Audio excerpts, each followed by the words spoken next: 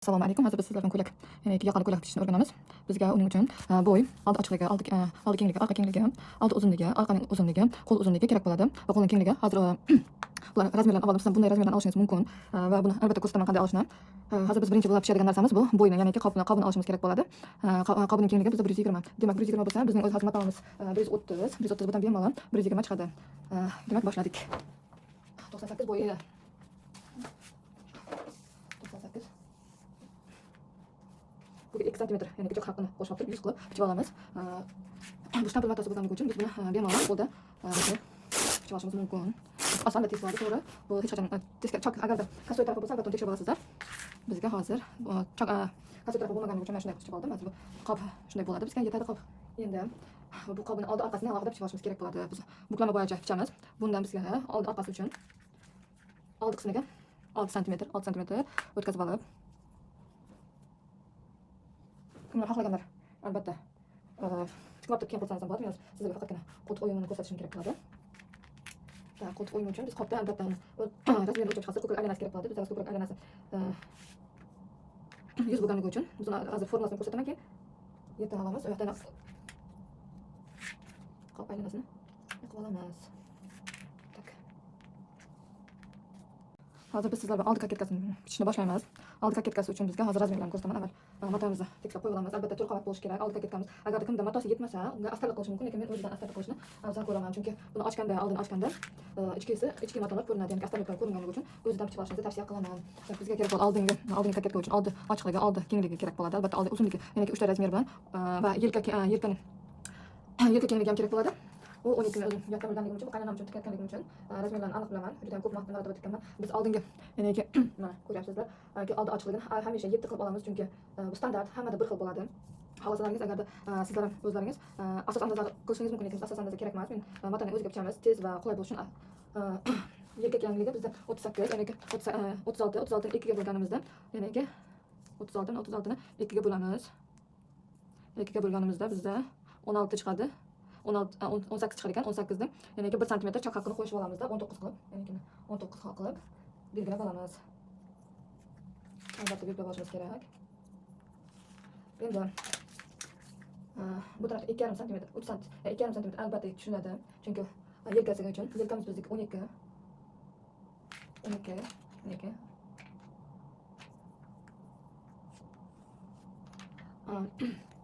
Bu yerda yelka uzunligi, ya'ni yon qismini albatta o'zingiz xohlab o'lchab olishingiz mumkin. Kimdir 13 qiladi, kimdir 15 qiladi, lekin bu standart. Hammada agarda kattaroq yoshi, ya'ni to'laroq insonlar uchun tikadigan bo'lsangiz 15 qilib olasiz.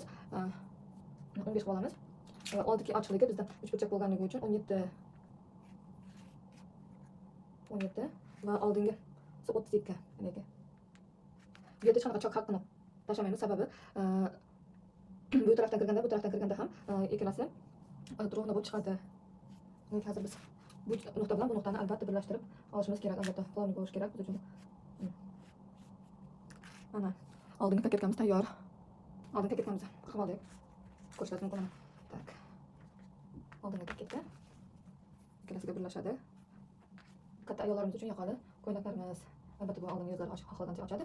Tak. Endi orqa kaketkani bichishni boshlaymiz.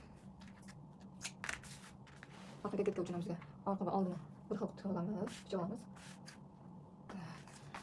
Orqa kaketkasi uchun bizga orqa kengligi, orqa uzunligi kerak bo'ladi xolos. Endi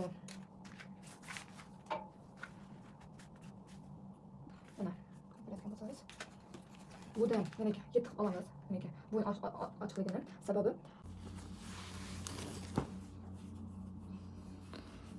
birinchi biz kaketka qob qismini, ya'ni qob qismini tikib olamiz.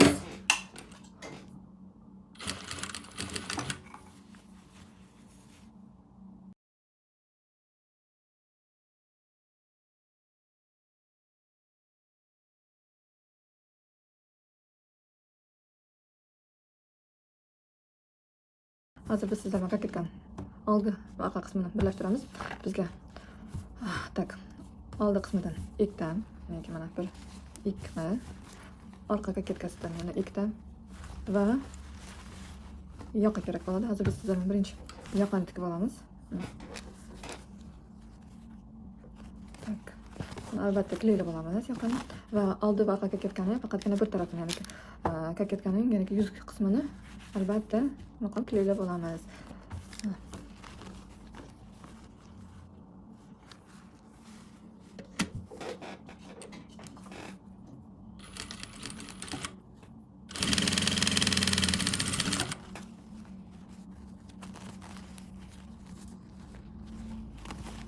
Agar tikishdan oldin utiklab utkilab olsalaringiz, ko'ryapsizlarmi? Chiziqcha qilib belgilab olsalaringiz adashmaysizlarki, chunki tekis bo'lib chiqadi. Tikayotganingizda tekis bo'lib, rovno shu yeriga bemalol qilishlaringiz mumkin.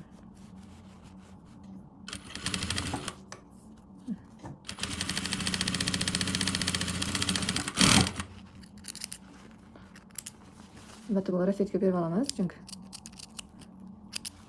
rasechka bermasak, bu yerda qalin paydo bo'ladi.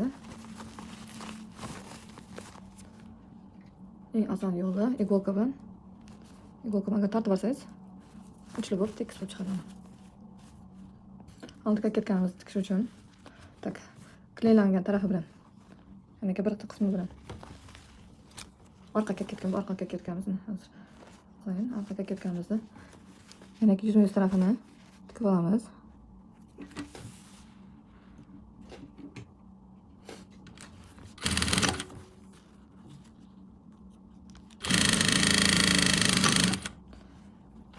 Orqa kaketkamizga ikkinchi tarafini, ya'ni ikkinchi tarafini ham yuzma-yuz holatida e'tibor bering.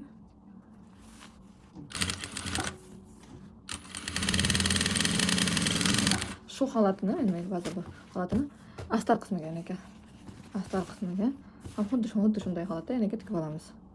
Mana birlashib oldik. Oldi qismi mana shunday holatga kelishlik kerak mana. Albatta e'tibor beringlar. Bo'layotganda kecha xuddi yumaloq holda bo'ladi. Endi rasechka o'rta qismini qilib olamiz hozir. Rasechka beramiz va yoqani birlashtiramiz. Birlashtirib oldik. iголкani hozircha birlashtirib oldik. Ichki qismidan ko'ringizlar. Birlashtirib oldik. Ya'ni endi az buni ustki qismidan tikib chiqamiz 1 santimetr chok.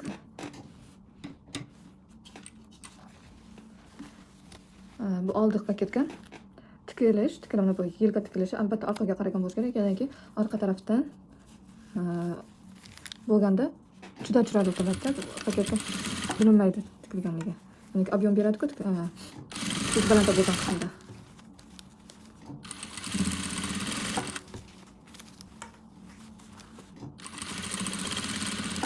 Ko'ryapsizlarmi? Orqa kaketka tarafga berildi.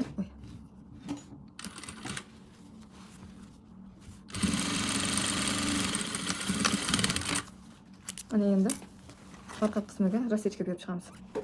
Orqa qismiga rasechka berib chiqamiz. Rasechka berishimizning sababi tortilib qolmaydi. Paketka qismimiz tayyor. Mana shu holatda chiqadi. Albatta o'ng tarafi albatta ust qismiga kelish kerak, chunki ayollarga hamisha o'ng taraf ustida bo'ladi, erkaklardagi bo'lsa chap tarafi ust qismida bo'ladi. Bu narsaga e'tibor berasizlar. Mana shu tekisdan uchli bo'lib chiqadi. Chaplar orqaga qaragan bo'ladi. Bilmaydi ko'rdingizmi?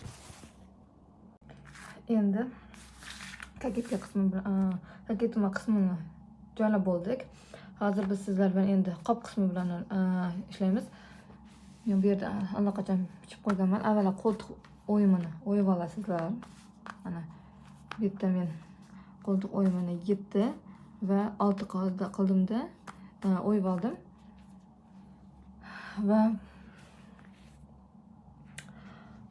oldi qismini 7 santimetr, mana 7 santimetr o'yib olasizlar va orqa qismini 3-3,5 santimetr qirqib olasizlar. Bu albatta kaketkani o'lchoviga bog'liq. Biz endi zborka berib olishimiz kerak. Buning uchun oldi va orqa qismining qoplarini tikib olamiz. Chok o'tkazib zborka bilan chok o'tkazib olishimiz shart. qilayotganimizda nimaga e'tibor berishimiz kerak? Albatta, buklab qilib turib, o'rtasiga rassechka berib olasiz. Bu narsa juda ham muhim, ya'niki hamma tarafda zborkasi bir xil chiqishligi uchun zborkani o'rtasidan rassechka berib olasiz. Oldi va orqa qismiga, kaketkaga ham xuddi shunday o'rta qismiga shunday rassechka berib olsangiz, bir xil hamma tarafiga zborka tushadi. Hozirgi qiladigan ishimiz kaketka bilan qop qismini joylashtirib olishimiz, bir-biriga ulab olishimiz kerak. Uning uchun biz kaketkani ko'ramiz, qanday tekislab olamiz. Kerak emas joylarini qirqib olib tashlaymiz. Oldi va orqa kaketkani zborka qilib, ya'ni bir-biriga iголка bilan yig'ishtirib olasizlar bir-birini. Ya'ni rassechkasi bor joyda rassechka qo'yasiz va zborka qilib bir tarafini, ikkinchi tarafini zborka qilib turib, iголка bilan qistirib olasiz. Va shu darajada shu bilan yana tikishni boshlaysiz. Albatta bu tarafda zborka taraf ustida bo'lishi kerak, chunki sizlarga qulay bo'lish uchun, ko'rinib turishligi uchun ham zborka taraf qochib ketishi mumkin yoki bo'lmasam zborkamiz qistirilib qolishi mumkin. O'shaning uchun hamisha zborka bor tarafni baland qismiga, ya'ni tikishning ustki qismiga qarab tikasizlar.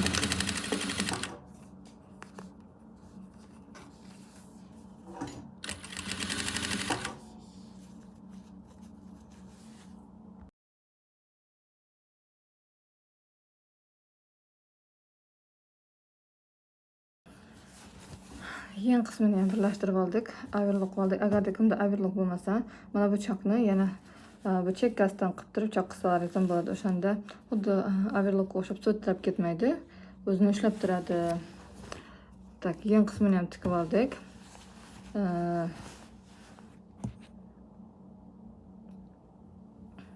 Kaketka bilan qopni birlashtirib oldik. Endi yen qismini astarni o'ngiga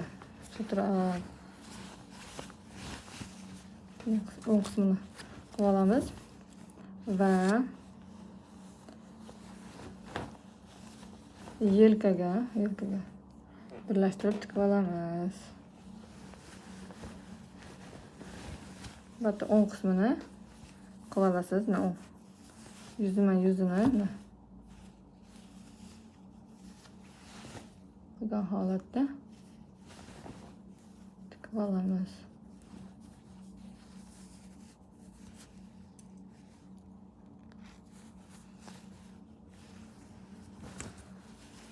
Rassechka berasiz, eng o'rta qismini topib, o'shani yelkaga birlashtirasiz va tikib chiqamiz.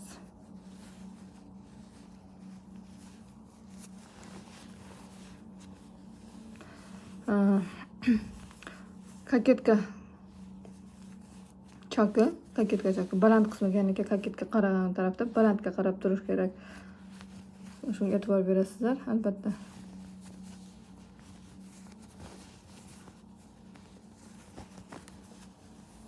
O'shanda kaketkangiz bilinib, vid berib chiroyli turadi.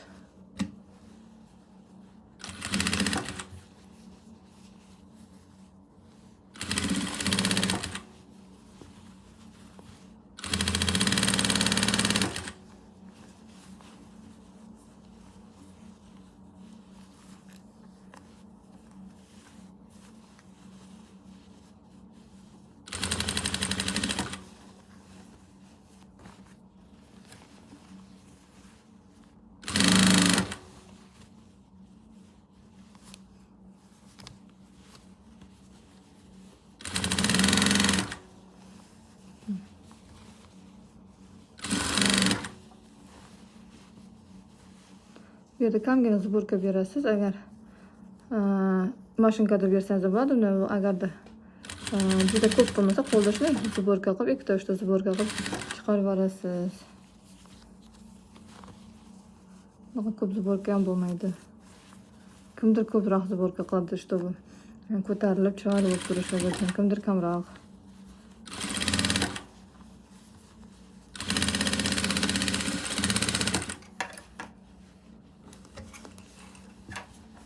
tikib bo'ldik. Ikkinchi tarafini ham xuddi shunday tikib olamiz. Hozir ko'rsataman. Mana ko'ylagimiz qariyb tayyor.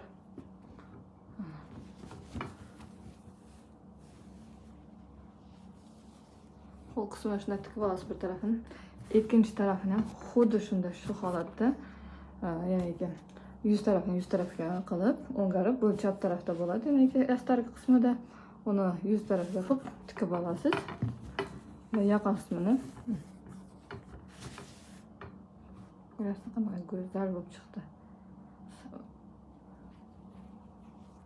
Ya'ni yosh katta ayollarimizga bemalol yoki bo'lmasa o'zingiz ham